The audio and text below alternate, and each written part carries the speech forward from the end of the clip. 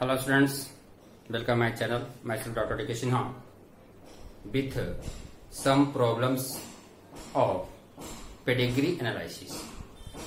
पिछले वीडियो में pedigree analysis के बारे में पढ़ाया गया था, जिसमें जिसका टाइप्स और कैरेक्टरिस्टिक फीचर्स बताया गया था, such as autosomal inheritance, sex linked inheritance, inheritance of by linked characters and cytoplasmic characters. Okay, some key points also written on boards.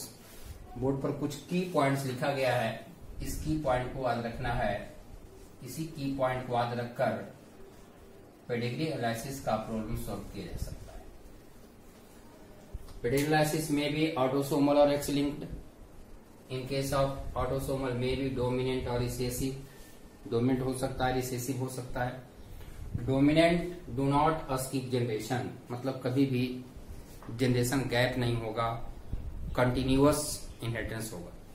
ये सारा कैरेक्टरिस्टिक फीचर्स पहले बताया जा चुका है. आज हम लोग कुछ प्रॉब्लम्स देखेंगे.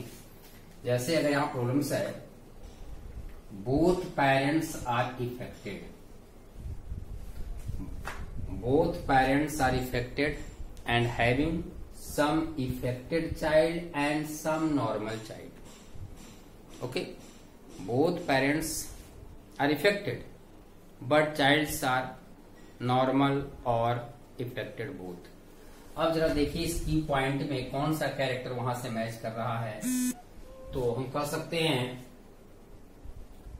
both affected parents have normal child. Both affected parents can have normal child. ये कंडीशन है, both affected parents can have normal child. It means it is autosomal dominant inheritance. कैसा हो गया ये हो गया autosomal dominant. autosomal dominant. Okay, अब अगर हम इसके जीनोटाइप की बात करें तो जीनोटाइप में देखिए क्या होगा. autosomal dominant and dominant character shows its effects in heterozygous and homozygous both condition. अब ये दोनों इफेक्टेड है, दोनों का जीनोटाइप की पॉसिबिलिटी हो सकता है capital A capital A capital A small A. इधर भी capital A capital A capital A small A, दोनों की पॉसिबिलिटी हो सकती है. लेकिन अगर हम होमोजाइगस डोमिनेंट लेकर चलेंगे तो वैसे कंडीशन में जो भी ऑफस्प्रिंग प्रोड्यूस होगा सभी इफेक्टेड होगा.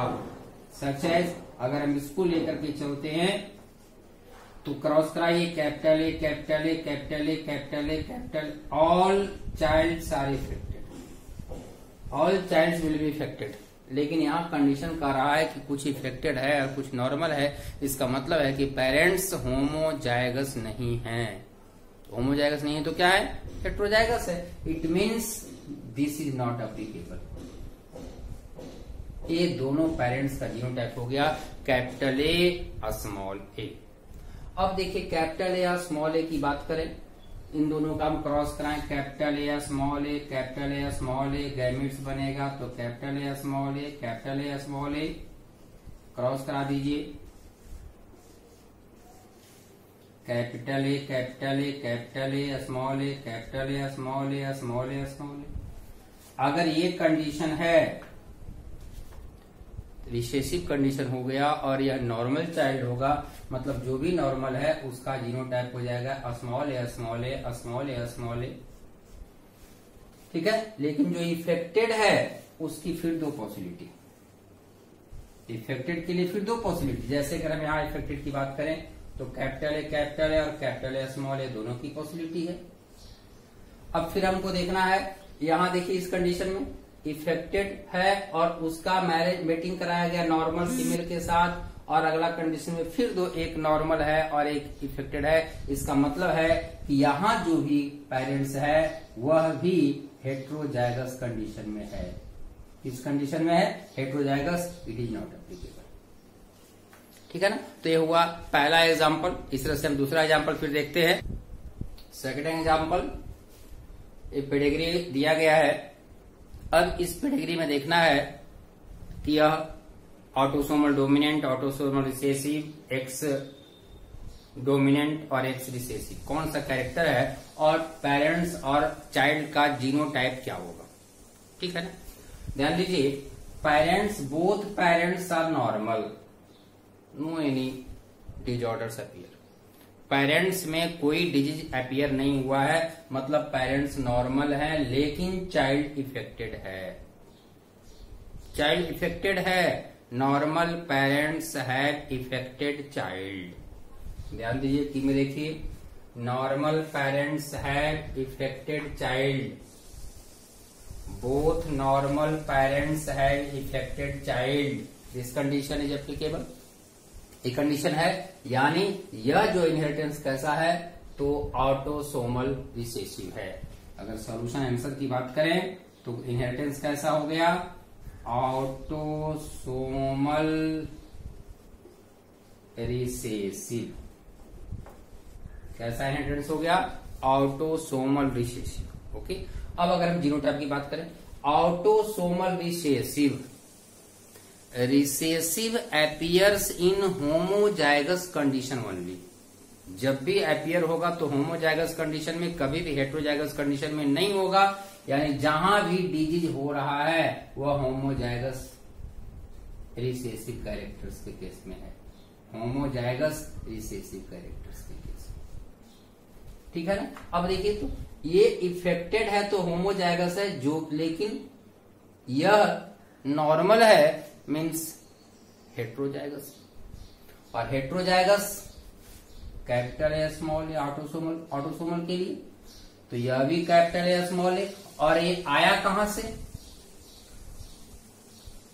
स्मॉल कैपिटल दोनों होगा। यहां देखिए, अगर इन दोनों के बीच क्रॉस कराया जाए तो capital A capital A, capital A capital A, capital A small A, capital A small A, small A small A. यानी जहां भी नॉर्मल का कंडीशन आ गया वह पॉसिबिलिटी हो सकता है इन दोनों का, कैपिटल ए भी हो सकता है, कैपिटल ए स्मॉल ए भी हो सकता है। यहाँ नॉर्मल है means capital A small A, capital ए की पॉसिबिलिटी हो सकती है, यहाँ भी वही पॉसिबिलिटी हो सकती है। ये हुआ सेकेंड जनरेशन में। अगर हम थर्ड जनरेशन की बात कीजिए, ध्यान दीजिए, हम इस कंडीशन को लेकर के चलते, यहाँ से क्लियर हो जाएगा। हमने देखा है मेल का मेटिंग कराया, नॉर्मल फीमेल नॉर्मल मेल का मेटिंग है, some are affected, some are normal, sorry some are affected. यहां नॉर्मल है मीन्स हेट्रोजाइगस कंडीशन। इफेक्टेड के लिए दो कंडीशन आ रहा है,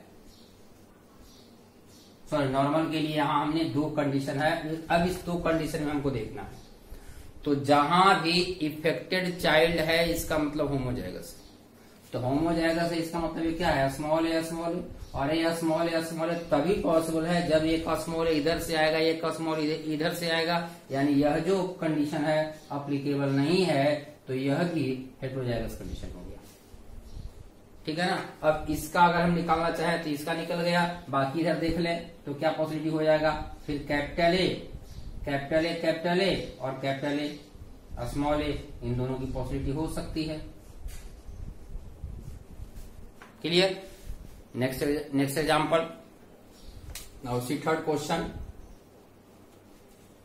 इस क्वेश्चन में फादर इफेक्टेड है, मदर नॉर्मल है, और उस इफेक्टेड फादर से अगले जनरेशन में जो भी ऑफस्प्रिंग और चाइल्ड हुआ उसमें जितने भी फीमेल्स हैं सभी affected, all females are affected but males are normal. Child generation count करेंगे तो चाइल्ड का नंबर होगा in second generation, first second third fourth. These fourth are childs and these are outsider. उसका मीटिंग कराया गया है, वह उस पेरेंट्स कपल का चाइल्ड नहीं माना जाएगा। ओके, पहले बताया जा चुका है। अब देखिए, कह रहा कि पेरेंट्स में फादर इफेक्टेड है और चाइल्ड में फीमेल इफेक्टेड है मेल नॉर्मल से। चलिए ये कंडीशन देखिए की पॉइंट्स का। Affected father always have affected daughter, this condition is applicable. Affected father always had affected daughter, father से इफेक्टेड डॉटर है। इट मीन्स इनहेरिटेंस इज, कौन सा इनहेरिटेंस होगा? इनहेरिटेंस हो गया x linked dominant, x linked dominant. Okay, अब अगर genotype निकालना चाहे, हम एक्स लिंक्ड की बात किए हैं तो हमें ऑटोसोमल ए के केस में नहीं लेना होगा जैसा कि पहले देखा था। अभी हमको एक्स और वाई के सेंस में जीनोटाइप दिखाना होगा, ठीक है ना। अब ध्यान दीजिए, female means X X, male X Y, okay, and X chromosome of father और मेल इज इफेक्टेड। अब देखिए तो X X cross X Y, gametes X X, यहां एक्स वाई क्रॉस कराइए, X Y X X, X Y X X. Okay, अब ध्यान दीजिए, इस कंडीशन में अगर एक सिंगल एक्स होगा इफेक्टेड तो वह कैरियर होगी। फीमेल कैसी होगी? कैरियर होगी। लेकिन यहां इफेक्टेड बताया जा रहा है, इसका मतलब है कि दोनों एक्स इफेक्टेड है, तभी डीजे अपीयर होगा। और दोनों एक्स इफेक्टेड होने का मतलब है कि एक एक्स तो फादर से आया इफेक्टेड और दूसरा एक्स कहां से आएगा? मदर से आएगा। इट मीन्स मदर का भी एक एक्स इफेक्टेड अगर हम कर दे, आइए यहां अगर एक हम कर देते हैं, एक कंडीशन आ जाएगा ना। चलिए अब देखिए, अगर हम मदर के यहां करते हैं तो एक कंडीशन आएगा, और ऐसे कंडीशन में यह एक्स भी इफेक्टेड हो जाएगा, यानी मेल भी इफेक्टेड हो जाएगा। मेल भी क्या हो जाएगा? इफेक्टेड हो जाएगा। जबकि क्वेश्चन में ऐसा नहीं है, सिर्फ फीमेल ही इफेक्टेड है, मेल इफेक्टेड नहीं है। इसका मतलब क्या हुआ? हम लोग जो पढ़ रहे हैं डोमिनेंट, डोमिनेंट का मतलब अगर अकेले है तो भी वह कैरेक्टर शो करेगा, यानी यह मदर का एक्स इफेक्टेड नहीं है। तो एक्स एक्स हो गया, एक्स वाई हो गया। अब यहां निकाल लीजिए जीनोटाइप क्या हो जाएगा? इधर से एक्स आएगा तो इधर से एक्स आएगा। एक फीमेल है, सॉरी मेल है, तो इधर से एक्स इधर से Y, normal X Y condition होगा। यहाँ इफेक्टेड है, X affected, 1x is normal, X Y, यहाँ 1x is affected, other x is normal. ठीक है, अब फिर इस तरह से अगले जनरेशन में निकाल लेंगे हम, ठीक है ना। नेक्स्ट वन क्वेश्चन और, चलिए देखिए नेक्स्ट। एक कंडीशन में पहले से मेल इफेक्टेड है और सिर्फ कैरेक्टर मेल से मेल में जा रहा है, मेल का कैरेक्टर मेल में, फादर का कैरेक्टर ग्रैंडसन में, फादर के द्वारा। ध्यान दीजिए, पहले बताया हुआ है फादर का कैरेक्टर ग्रैंडसन में फादर के द्वारा, मेल का कैरेक्टर मेल में मेल के द्वारा। ये कौन सा फीचर्स है? तो यह है होलैंड्रिक कंडीशन है। क्या कहलाता है? होलैंड्रिक। और होलैंड्रिक के लिए बताया गया पिछले वीडियो में, दिस इज बाइलिंक्ड इनहेरिटेंस। और ऐसे कंडीशन में कभी भी फीमेल इफेक्टेड नहीं होगा। यानी इसका अगर हम सॉल्यूशन देखें, आंसर देखें, इट इज बाइलिंक्ड इनहेरिटेंस। क्यों है? तो कह सकते हैं because it shows holandric inheritance means male to male through male, male to male through male। यानी अगर हम यहाँ फादर की बात करें तो फादर से ग्रैंडसन में, किसके द्वारा, मेल के द्वारा। तो यह जो कंडीशन है वह है holandric condition, means Y linked inheritance. Okay, और एक और मैं लिखा हूं मैं, साइटोप्लाज्मिक कंडीशन के लिए affected mother have all affected child, affected mother have all affected child. अगर मदर इफेक्टेड है और सारा चाइल्ड, मेल और फीमेल बोथ, अगर दोनों इफेक्टेड है तो वैसे कंडीशन में साइटोप्लाज्मिक इनहेरिटेंस कहलाएगा। Because cytoplasm of ovum transmit in both sex, male and female. Sperm का साइटोप्लाज्म अगले जनरेशन में ट्रांसफर नहीं होता है, लेकिन ओवम का साइटोप्लाज्म अगले जनरेशन में ट्रांसफर होता है। तो वैसे कंडीशन में अगर इफेक्टेड मदर है और सारा चाइल्ड इफेक्टेड है तो वैसा इनहेरिटेंस कहलाएगा साइटोप्लाज्मिक इनहेरिटेंस। ठीक है, वीडियो समाप्त हो जाएगा, आप देख लेंगे तो घर में बुक से क्वेश्चन को गौर से कुछ क्वेश्चन बनाएंगे, सोल्व करेंगे। ये सोल्व करने प्रैक्टिस हो, जितना प्रैक्टिस करेंगे उतना इजी हो जाएगा आपका। Okay, thanks.